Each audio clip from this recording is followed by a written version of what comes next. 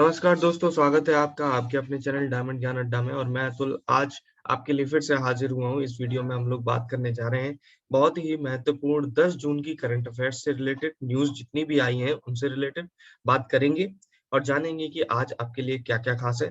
तो सुप्रभात, चलिए शुरू करते हैं। पहला आप देख रहे हैं सस्टेनेबल डेवलपमेंट गोल्स यानी कि एसडीजी, और ये बहुत ही महत्वपूर्ण है। क्यों, क्या हुआ है? क्योंकि भारत ने जो 17 एसडीजी यानी सस्टेनेबल डेवलपमेंट गोल्स होते हैं उनमें 117वां स्थान प्राप्त किया है।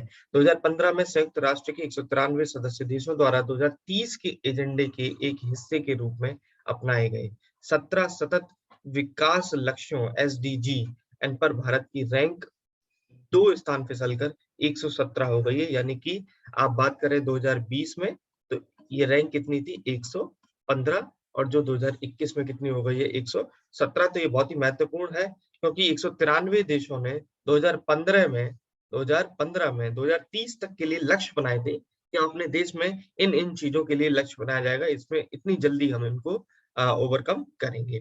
तो भारत की पर्यावरण रिपोर्ट आई है अभी रिसेंटली, और उसकी स्थिति से पता चलता है कि भारत की 2020 में भारत की रैंकिंग 115 थी। अब आप सोच सकते हैं कि 4 दक्षिण एशियाई देश की अगर हम लोग बात करें, जिनमें भूटान, नेपाल, श्रीलंका और बांग्लादेश से भी हम लोग नीचे आ गए हैं। अगली न्यूज़ है बहुत ही इंपॉर्टेंट, बहुत ही महत्वपूर्ण है। क्या क्या न्यूज़ है? यह है स्फूर्ति प्रिया बनी फेसबुक की शिकायत अधिकारी। यानी कि आपको पता है नए आईटी रूल्स जो हैं उनके तहत शिकायत अधिकारी नियुक्त करना है फेसबुक को, ट्विटर को और व्हाट्सएप को। तो उसी क्रम में व्हाट्सएप ने तो कर ही लिया था, अब ये फेसबुक ने भी अपना शिकायत अधिकारी जो है वो नियुक्त कर दिया है। और ये बनी है कौन सी? स्फूर्ति प्रिया। ठीक है, ये बनी हुई है। अब देखिए अगला, खोजी गई सबसे बड़ी डायनासोर प्रजाति। तो ऑस्ट्रेलिया में, कहां पर? ऑस्ट्रेलिया में एक बाहरी इलाके में क्या किया गया है? जीवाश्म वैज्ञानिकों के अनुसार विशाल डायनासोर का एक नई प्रजाति के रूप में पहचाना गया है, और इसे पृथ्वी पर घूमने वाले सबसे बड़े डायनासोर में से एक के रूप में मान्यता दी गई। इसका नाम क्या है? ऑस्ट्रेलोटियन कॉपरेंसिस, जो लगभग 100 मिलियन वर्ष पहले रहने वाले टाइटानोसॉर, एक होता डायनासोर, एक ये था टाइटानोसॉर परिवार का हिस्सा है। और इसकी हड्डियों को पहली बार मिलने के 15 वर्षों बाद इसको नामित वर्णित किया है। इसका दूसरा उपनाम क्या होता है? इसके उपनाम को कहते हैं हम लोग कूपर। क्या कहते हैं? कूपर कहा जाता है। तो ये बहुत बढ़िया न्यूज है। उसके बाद देखते हैं स्मारकों की सुरक्षा के लिए विरासत पैनल। तो ये भी बहुत बड़ी न्यूज है कि विरासत पैनल बनाएगा। मद्रास उच्च न्यायालय ने तमिलनाडु सरकार को स्मारकों के प्रबंधन और सुरक्षा के लिए 8 सप्ताह में ममल्लापुरम एंड विश्व विरासत क्षेत्र प्रबंधन प्राधिकरण स्थापित करने का निर्देश दिया है। तो किसको निर्देश दिया है? किसने निर्देश दिया है? तो मद्रास उच्च न्यायालय, ठीक है, उसने दिया है। किसको? तमिलनाडु सरकार को। तो ये आप याद रखें, ठीक है। 8 सप्ताह में, कितने सप्ताह में? 8 सप्ताह में। और कहां पर? क्या है इसका नाम? कि ममल्लापुरम एंड विश्व विरासत क्षेत्र प्रबंधन प्राधिकरण, इसको स्थापित करने का निर्देश दिया। विरासत आयोग प्राधिकरण और सरकार के लिए एक सलाहकार निकाय के रूप में कार्य करेगी, और इसमें भारतीय पुरातत्व सर्वेक्षण के प्रतिनिधियों से 17 सदस्य होंगे। अगली न्यूज देखिए उत्तर प्रदेश से है, और ये भी बहुत ही महत्वपूर्ण और इंपॉर्टेंट न्यूज है कि आंगनवाड़ी कार्यकर्ताओं के लिए स्मार्टफोन योजना जो है वो स्टार्ट हो गई है। 8 जून 2021 को राज्य के सभी आंगनवाड़ी कार्यकर्ताओं को स्मार्टफोन उपलब्ध कराएंगे उत्तर प्रदेश में। इसमें 1.89 लाख आंगनवाड़ी केंद्र है, जिनमें करीब 4 लाख कार्यकर्ता आते हैं। अगली न्यूज देखते हैं बिरसा मुंडा की पुण्यतिथि, यानी कि 9 जून आदिवासी या स्वतंत्रता सेनानी रहे बिरसा मुंडा, जिनको कौन नहीं जानता है भारत में, इनकी पुण्यतिथि है। बिरसा मुंडा ने 1886 और 1890 के बीच चाईबासा में एंटी मिशनरी और एंटी एस्टेब्लिशमेंट गतिविधियों में भाग लिया था। साथ ही साथ 3 मार्च 1900 को ब्रिटिश पुलिस द्वारा गिरफ्तार कर लिया गया था इनको, और 9 जून को रांची जेल में 25 वर्ष की आयु में उनकी मृत्यु हुई। तो बिरसा मुंडा की जयंती हम लोग मना रहे हैं। अगली न्यूज है आंध्र प्रदेश से। आंध्र प्रदेश के जो मुख्यमंत्री हैं वो जगन मोहन रेड्डी हैं। इन्होंने क्या किया है? 3 बाल चिकित्सा केंद्र स्थापित किए हैं। कितने? 3 बाल चिकित्सा केंद्र। तो मुख्यमंत्री जगन मोहन रेड्डी ने 7 जून 2021 को राज्य में 540 करोड़ रुपए की अनुमति लागत से 3 बाल चिकित्सा केंद्र स्थापित किए हैं। तो आपसे यही पूछा जाएगा कि बाल चिकित्सा केंद्र स्थापित करने वाली गवर्नमेंट कौन सी है, यानी किस राज्य की गवर्नमेंट है, तो वो है आंध्र प्रदेश। सरकार ने विशाखापट्टनम कहाँ कहाँ पे स्थापित करने की बात करी है? विशाखापट्टनम, तिरुपति और विजयवाड़ा गुंटूर क्षेत्र में 3 केंद्र स्थापित करने का निर्णय लिया है। अगली है, ये मोस्ट इंपॉर्टेंट न्यूज है, मोस्ट इंपॉर्टेंट न्यूज है और भारत के लिए गौरवान्वित होने का भी समय है। क्यों? क्योंकि शीर्ष 400 विश्वविद्यालयों की जो रैंकिंग है उसमें भारत के 8 कह सकते हैं 8 विश्वविद्यालय आ गए हैं। तो क्यूएस वर्ल्ड यूनिवर्सिटी रैंकिंग 2022 के अनुसार 8 भारतीय विश्वविद्यालयों को वर्ष 2020 से यानी कि 2021 में विश्व स्तर पर सर्वश्रेष्ठ 400 में स्थान हासिल कर लिया है। इनमें IIT Bombay, IIT Delhi, IISc Bangalore शीर्ष 200 में शामिल है। शीर्ष 200 में सोचिए कि 3 शामिल हैं और शीर्ष 200 में तीनों की रैंकिंग जो है वो है 177 रैंक के साथ आईआईटी बॉम्बे भारत में सर्वश्रेष्ठ। इसके बाद आईआईटी दिल्ली 185वीं रैंकिंग और आईआईएससी बेंगलोर जो है वो 186वीं रैंक पर है। तो जो शीर्ष 400 विश्वविद्यालय है उनमें भारत के 8 विश्वविद्यालय आ गए हैं, जिनमें से अगर शीर्ष पर पहुंचे बात करें तो 177वीं पोजीशन पर आपका कौन है? आईआईटी बॉम्बे, 185 पर आईआईटी दिल्ली और आईआईएससी बेंगलोर है 186 पे। अगली न्यूज की तरफ बढ़ते हैं। अगली न्यूज है, स्वच्छ भारत मिशन के तहत धनराशि का आवंटन किया गया है। वर्तमान वित्त वर्ष में 2 लाख से अधिक गांवों को समर्थन देने के लिए स्वच्छ भारत मिशन चरण 2 के तहत ठोस और तरल अपशिष्ट प्रबंधन के लिए 40,700 करोड़ रुपए की योजना आवंटित की गई है। अगली खबर देखते हैं, चक्रवातों का पता लगाने में मदद के लिए नई तकनीकी, भारत में नई तकनीकी विकसित की है। भारतीय वैज्ञानिकों ने उत्तर हिंद महासागर क्षेत्र में समुद्र की सतह पर उपग्रह से पहले वायुमंडलीय कॉलम में उष्णकटिबंधीय चक्रवातों के विकास का शीघ्र पता लगाने के लिए आशाजनक तकनीकी खोज ली है। आईआईटी खड़गपुर के वैज्ञानिकों की एक टीम ने एडी डिटेक्शन तकनीकी का उपयोग करके, तो ये पूछा जा सकता है कि किस तकनीकी का उपयोग करके एक नई विधि को तैयार किया गया है जो कि यूजफुल होगी जो चक्रवात आते हैं उनके विकास का शीघ्रता से पता लगाने में। तो एडी डिटेक्शन तकनीकी पर ये मतलब कि बेस्ड है। शोध जर्नल एटमॉस्फेरिक एंड रिसर्च में इसको प्रकाशित किया गया है। तो किस जर्नल में ये प्रकाशित किया गया? तो जर्नल एटमॉस्फेरिक रिसर्च में इसको प्रकाशित किया गया है। अगली खबर है कि अभिनेत्री लक्ष्मी देवी ने जीता पुरस्कार। भारतीय अमेरिकी अभिनेत्री हैं ये और फिल्म निर्माता है लक्ष्मी देवी। इन्होंने 54th world fest Houston international film festival में निर्देशन के लिए प्रतिष्ठित गोल्ड रैमी पुरस्कार जीता है। गोल्ड रैमी पुरस्कार इन्होंने जीता है, निर्देशन के लिए प्रतिष्ठित है ये पुरस्कार। और world fest Houston and international film festival में अभिनेत्री लक्ष्मी देवी, उन्हें किसके लिए ये पुरस्कार मिला है? व्हेन द म्यूजिक चेंजेस, इसके फिल्म के लिए उनको ये अवार्ड दिया गया। अगली खबर है राजस्थान से, और राजस्थान ने बहुत अच्छा इनिशिएटिव शुरू किया है जिसमें मुफ्त कोचिंग की योजना इन्होंने स्टार्ट करी है। इसे वंचित छात्रों को समान अवसर देने के उद्देश्य से सिविल सेवाओं और व्यावसायिक पाठ्यक्रमों में प्रवेश परीक्षाओं की तैयारी मदद मिलेगी। अनुसूचित जाति और अनुसूचित जनजाति, अन्य पिछड़ा वर्ग आदि के छात्र जिनकी वार्षिक पारिवारिक आय 8 लाख से प्रतिवर्ष से कम है, वे इस योजना का लाभ उठा सकेंगे। तो ये बहुत ही अच्छा इनिशिएटिव। अगली खबर पढ़ते हैं, एनएफएसयू ने डीओडी के साथ किया समझौता, यानी कि राष्ट्रीय फोरेंसिक विज्ञान विश्वविद्यालय ने, ये फोरेंसिक विश्वविद्यालय है, द्वितीय विश्व युद्ध के दौरान भारत में लापता हुए 400 से अधिक अमेरिकी सैन्य कर्मियों के अवशेषों को पुनर्प्राप्त करने के और उनकी पहचान करने के लिए अमेरिकी रक्षा विभाग डीओडी के साथ करार किया है। ठीक है, तो आप समझ जाइए। विदेश मंत्री एस जयशंकर कुवैत के 3 दिवसीय दौरे पर हैं। कुवैत के 3 दिवसीय दौरे पर हैं और वह विदेश मंत्री और कैबिनेट मामलों के राज्य मंत्री शेख अहमद नासिर अल मोहम्मद अल साबा के निमंत्रण पर कुवैत का दौरा कर रहे हैं। विदेश मंत्री के रूप में यह उनकी कुवैत की पहली यात्रा है, तो इसलिए महत्वपूर्ण हो जाती है क्योंकि कुवैत की ये पहली यात्रा विदेश मंत्री के रूप में उनकी है। अगली खबर है, रक्षा मंत्री ने वेबिनार को संबोधित किया है। भारत स्वीडन रक्षा उद्योग सहयोग पर एक वेबिनार को संबोधित किया है, यानी कि भारत स्वीडन रक्षा उद्योग सहयोग पर। तीसरा सबसे बड़ा व्यापारिक भागीदार है। उन्होंने बात पर जोर दिया कि भारत और स्वीडन के लिए तीसरा सबसे बड़ा व्यापारिक भागीदार है। उन्होंने बताया कि भारत स्वीडन रक्षा सहयोग समझौता है, जिस पर नवंबर 2009 में यूरोपीय संघ भारत शिखर सम्मेलन के दौरान हस्ताक्षर किए गए थे, में विशेषज्ञता प्रशिक्षण, रसद और रखरखाव और अनुसंधान एवं विकास सहयोग के आदान प्रदान की गुंजाइश है।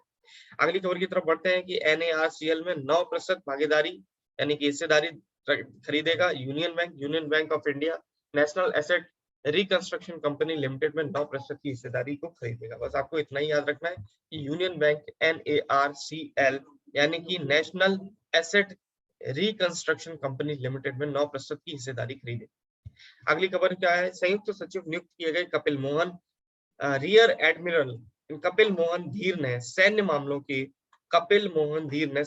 विभाग में संयुक्त सचिव नौसेना और रक्षा कर्मचारी के रूप में पदभार संभाला है। वे इस असाइनमेंट को लेने वाले पहले सशस्त्र बल अधिकारी हैं, तो इसलिए बहुत ही महत्वपूर्ण है, पहले सशस्त्र बल अधिकारी हैं जिन्होंने ये असाइनमेंट लिया है, ये पदभार संभाला है, तो ये है आपके कपिल मोहन धीर। ठीक है, वे senior most and serving in marine commando और उन्होंने प्रमुख एंड मार्कोस एंड प्रतिष्ठान की कमान सहित फ्रंट लाइन एंड फ्लोट और एश्योर एंड असाइनमेंट में कार्य किया हुआ। अगली न्यूज है दोस्तों, नए चुनाव आयुक्त के रूप में अनूप चंद्र पांडे आ गए हैं, यानी कि राष्ट्रपति रामनाथ कोविंद ने 8 जून 2021 को उत्तर प्रदेश कैडर से सेवानिवृत्त IAS अधिकारी अनूप चंद्र पांडे को नए चुनाव आयुक्त के रूप में नियुक्त किया है। ये 1984 बैच के IAS अधिकारी हैं और ये उत्तर प्रदेश के पूर्व मुख्य सचिव के रूप में भी कार्य कर चुके हैं। 3 सदस्यीय चुनाव आयोग में मुख्य चुनाव आयुक्त तो आपके कौन है, सुशील चंद्रा, और अन्य चुनाव आयुक्त के रूप में राजीव कुमार शामिल है। और अब ये नए चुनाव आयुक्त और बन गए हैं अनूप चंद्र पांडे। तो आप याद रखेंगे तीनों लोग कौन कौन है, मुख्य चुनाव आयुक्त तो सुशील चंद्रा हो गए और अन्य 2 चुनाव आयुक्त जो हैं वो है राजीव कुमार और अनूप चंद्र पांडे। अगली खबर है कि वीडियोकॉन इंडस्ट्रीज का अधिग्रहण करेगी वेदांता, यानी वेदांता क्या करेगी, दिवालिया न्यायाधिकरण की मुंबई पीठ ने दिवालिया समूह एंड वीडियोकॉन इंडस्ट्रीज के अधिग्रहण के लिए वेदांत समूह की शाखा की संकल्प योजना को मंजूरी दे दी है। तो आपको इतना ही याद रखना। डॉक्टर रेड्डी ने रॉकवेल के साथ की साझेदारी, डॉक्टर रेड्डी लेबोरेटरीज ने हैदराबाद स्थित रॉकवेल इंडस्ट्रीज के साथ एक रणनीतिक साझेदारी में प्रवेश किया है, जो वाणिज्यिक कोल्ड चेन उपकरण निर्माण में विशेषज्ञ है। वे स्पुतनिक वी रूसी निर्मित कोविड-19 टीके के भंडारण के लिए वैक्सीन फ्रीजर प्रदान करेंगे। तो आपको पता ही है कि वैक्सीन लगाने से ज्यादा वैक्सीन के रखरखाव और कह सकते हैं उसके मैनेजमेंट और भंडारण की समस्या देश में बहुत व्यापक स्तर पर है। तो उसी को देखते हुए ये आपकी पहल करी है कि डॉक्टर रेड्डी ने रॉकवेल के साथ ये समझौता किया है, जिसमें ये स्पुतनिक वी और रूसी निर्मित कोविड-19 टीके के भंडारण के लिए फ्रीजर प्रदान करेंगे। देश भर के विभिन्न अस्पतालों और संस्थानों को कम से कम 750 कोविड-19 वैक्सीन फ्रीजर की आपूर्ति के लिए सौदा किया गया। अगली खबर है, एम्बो के लिए चुने गए IIT बॉम्बे के प्रोफेसर, IIT बॉम्बे में बायो साइंस और बायो इंजीनियरिंग विभाग में प्रोफेसर रूप मलिक को यूरोपीय आणविक जीव विज्ञान संगठन के सहयोग सदस्य के रूप में चुना गया है। तो प्रोफेसर रूप मलिक वे लाइफ साइंटिस्ट एंड कम्युनिटी में शामिल होने वाले 5वें भारतीय वैज्ञानिक और IIT बॉम्बे के एकमात्र वैज्ञानिक हैं। वे वर्ष 2021 के लिए EMBO के लिए चुने गए 9 सहयोगी सदस्यों में से एकमात्र भारतीय। अगली खबर है, इंडियन बैंक और प्रैक्टो ने मिलाया हाथ। इंडियन बैंक और हेल्थ केयर कंपनी है प्रैक्टो ने हाथ मिला लिया है।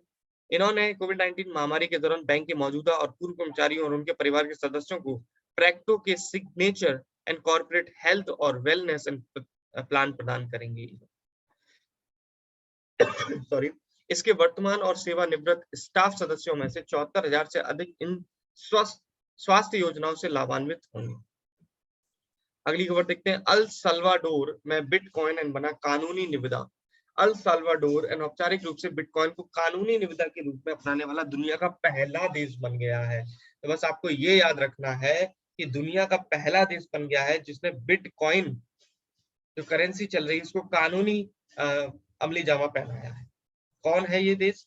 ये है अल सल्वाडोर। ये पहला देश बन गया, आप लोग इसको याद रखेंगे। टीपीसीएल 3 बिजली उपयोगिताओं में हिस्सेदारी खरीदेगी। टाटा पावर कंपनी लिमिटेड की ओडिशा में 3 बिजली उपयोगिताओं में से प्रत्येक में 51% हिस्सेदारी की प्रस्तावित खरीद को भारतीय प्रतिस्पर्धा आयोग सीसीआई ने मंजूरी दे दी है। TPCL Western Electricity Supply Company of Odisha and Southern Electricity Supply Company of Odisha Limited और Central Electricity Supply Company of Odisha Limited में हिस्सेदारी रखेगी। नैनो यूरिया की पहली खेप को हरी झंडी दिखाई गई। ये बहुत ही महत्वपूर्ण न्यूज है, बहुत ही बेहतरीन न्यूज है, क्योंकि अब नैनो यूरिया बना ली गई है, यानी कि ये लिक्विड यूरिया होगी। जिस तरीके से आपको पता है कि खेतों में यूरिया के रूप में नाइट्रोजन की कमी को पूरा करने के लिए यूरिया का छिड़काव किया जाता है, तो वो जमीन की उर्वरक क्षमता को कम करती है। इसी क्रम में ये नैनो यूरिया की पहली खेप जो है उसको हरी झंडी दिखा दी गई है, नैनो यूरिया बना ली गई है। जम्मू और कश्मीर के उपराज्यपाल मनोज सिन्हा ने 8 जून 2021 को वर्चुअल मोड के माध्यम से गुजरात के कलोल क्षेत्र से नैनो यूरिया की पहली खेप को हरी झंडी दिखा दी है। गुजरात के कलोल क्षेत्र से दोस्तों, ये दुनिया का पहला लिक्विड नैनो यूरिया है जो फसल की पैदावार बढ़ाएगा और फसलों की मौसमी नुकसान से बचाएगा। इसका उद्देश्य पर्यावरण को बचाना और कृषि क्षेत्रों की मिट्टी की उर्वरकता को बनाए रखना है।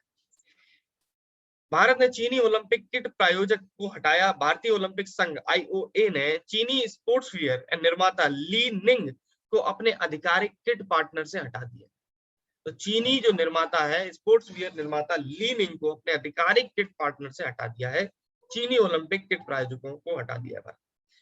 इसके एथलीट टोक्यो एंड खेलों में बिना ब्रांड के परिधान पहनेंगे और 2020 में हिमालयी एंड सीमा विवाद में चीनी सेना के साथ झड़प में 20 भारतीय सैनिकों के मारे जाने के बाद से चीनी कंपनियों को भारत में एक प्रतिक्रिया का सामना करना पड़ा।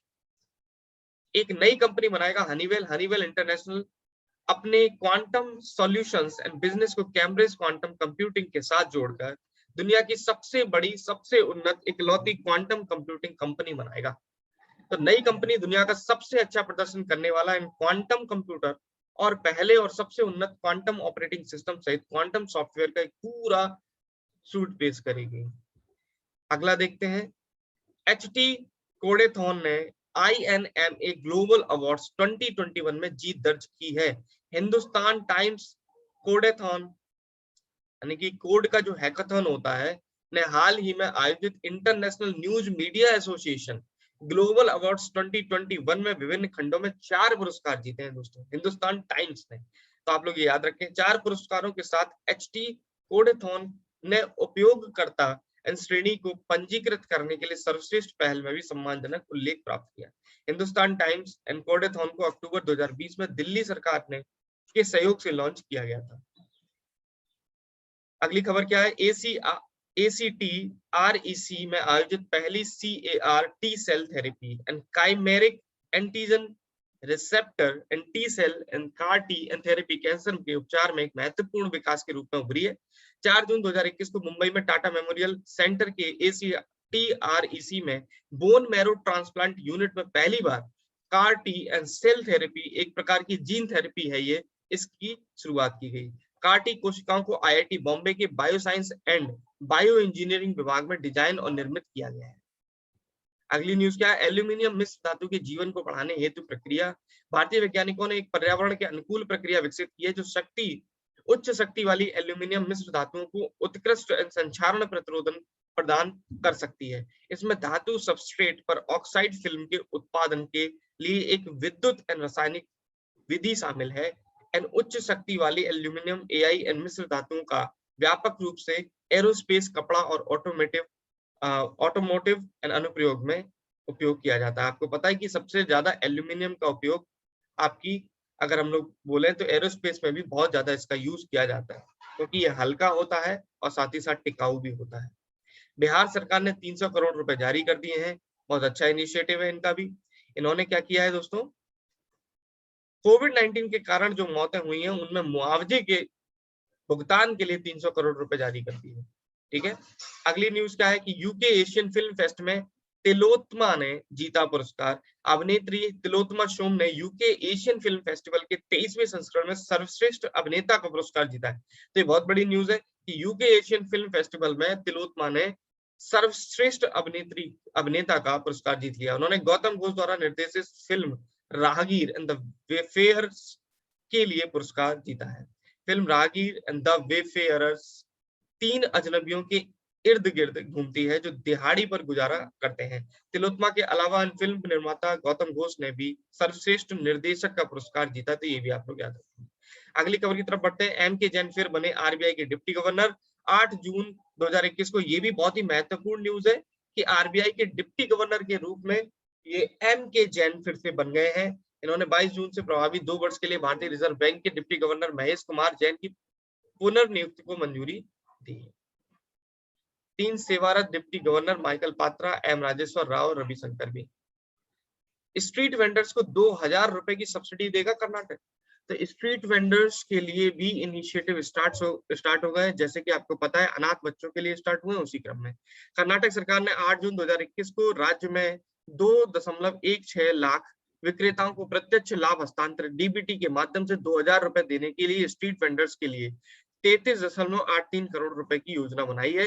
राज्य सरकार कौशल विकास, उद्यमिता एवं आजीविका विभाग की दीनदयाल अंत्योदय योजना एक राष्ट्रीय एवं शहरी आजीविका एंड मिशन के तहत पंजीकृत स्ट्रीट वेंडरों को कोविड-19 राहत वितरित करती है। ओडिशा ने स्ट्रीट वेंडर्स के लिए जारी किए 26.29 करोड़। तो देख लीजिए ओडिशा ने भी जारी कर दिए दोस्तों, और साथ ही साथ स्ट्रीट वेंडर्स के लिए कर्नाटक सरकार ने भी योजना स्टार्ट कर दी है। तो इन्होंने भी स्ट्रीट वेंडर्स के लिए योजना स्टार्ट कर दी। अगली खबर है विश्व बैंक। इन्होंने फिस्कल ईयर 2020 के विकास अनुमान को घटाकर 8.3 कर दिया है परसेंटेज। तो दोस्तों आपको पता है कि आरबीआई हो चाहे और भी एनालिसिस कंपनीज हो या कह सकते हैं विश्व बैंक है, एजेंसीज है, उन्होंने भारत की फिस्कल ईयर 2020 के लिए जो जीडीपी का अनुमान है वो लगातार वो अपनी प्रदर्शित कर रही हैं। और पहले इसका अनुमान लगाया गया था 10.1% का, और जो अब इस तुलना में घटाकर इसको 8.3% कर दिया। आगे इसमें क्या कह रहा है कि 2022 में विकास दर जो है वो 7.5% रहने का अनुमान लगाया गया है। यहाँ तक कि देश की रिकवरी इन कोविड-19 की अभूतपूर्व दूसरी लहर से बाधित हो रही है।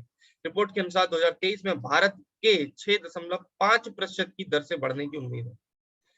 लेह 2 कुबड़ वाले ऊंटों के लिए पाए जाने के लिए एकमात्र स्थान है। लद्दाख में लेह ही एकमात्र ऐसी जगह है जहां पर भारत में 2 कुबड़ वाले ऊंट दिखाई दे। ऊंट की यह प्रजाति बैक्ट्रियन कैमल के नाम से जानी जाती है, जो भारत के प्रसिद्ध सिल्क रूट और लद्दाख को इस प्राचीन व्यापार मार्ग की कड़ी के रूप में जोड़ने का एकमात्र जीवित अवशेष है। नवीनतम जनगणना के अनुसार लेह जिले और पूरे देश में 298 बैक्ट्रियन ऊंट है। तो ये बहुत ही ज्यादा महत्वपूर्ण न्यूज है, और साफ साफ आपसे ये डेटा भी पूछा जाएगा कि कितने बैक्ट्रियन ऊंट हैं या बैक्ट्रियन ऊंट कहाँ पर पाए जाते हैं। तो लद्दाख के लेह ही एकमात्र ये जगह है और वहां पर 298 बैक्ट्रियन ऊंट पाए जाते हैं। भारत रत्न पद्म पुरस्कारों को दोहराएगा असम। असम सरकार ने वार्षिक भारत रत्न पद्म पुरस्कारों को दोहराने का फैसला किया है, जिसमें पुरस्कार विजेताओं के लिए कई लाभ शामिल है।